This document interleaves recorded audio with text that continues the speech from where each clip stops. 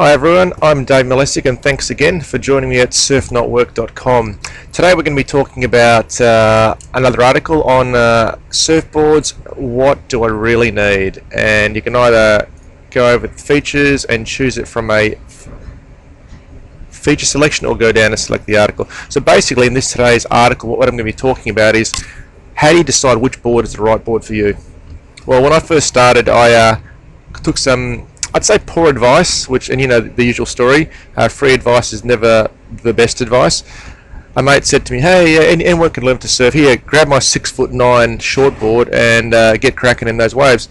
So I did, and literally impossible. I'm probably 85, that's about 190 pounds, 85 kilos, and there's no way in the world, when you don't know what you're doing, that you can stand up on a shortboard like that. So I learned pretty quickly, and after some injury as well, that you really need the right board to do the right job at the right skill level as well. Not to mention that the board was quite thin. So in this article, basically I'm going to talk to you about how to choose the right board for you in pretty much under 2 minutes flat. So as you can see, that there's more surfboards out there, surfboard types. They're coming up every day depending on the conditions. I mean, people design a different board for a different type of surf, so there's a lot out there to choose from.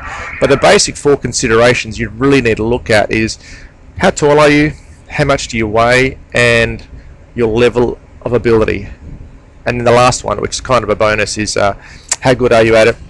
So if you're really heavy, I'm not that heavy, but at 85 kilos, 200 pounds, I'm pretty much going to sink a very short board that's quite thin. It's all about buoyancy.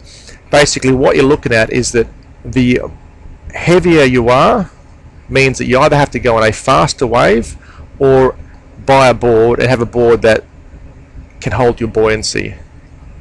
So think about it this way: if you get a short board and you stand up on it in your pool, you're going to sink. If you take that same short board and all of a sudden you're on a 10-foot wave and the wave's pushing you down the front of the face, you're going to be a lot more buoyant. So it's all about the buoyancy factor. So initially, if you're a beginner and you're starting out, I highly recommend a longboard. There. Longboards range from 8 foot to basically 12 foot. They vary from 2 inches to 4 inches thick depending on your weight again, and I highly recommend that if you're starting again, it's a longboard.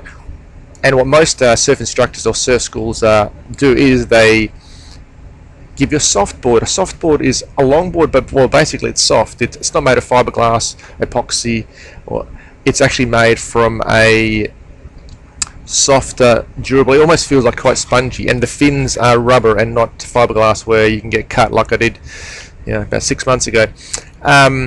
These are the boards you want to learn on, you can get knocked about on and really have a lot of fun on easily.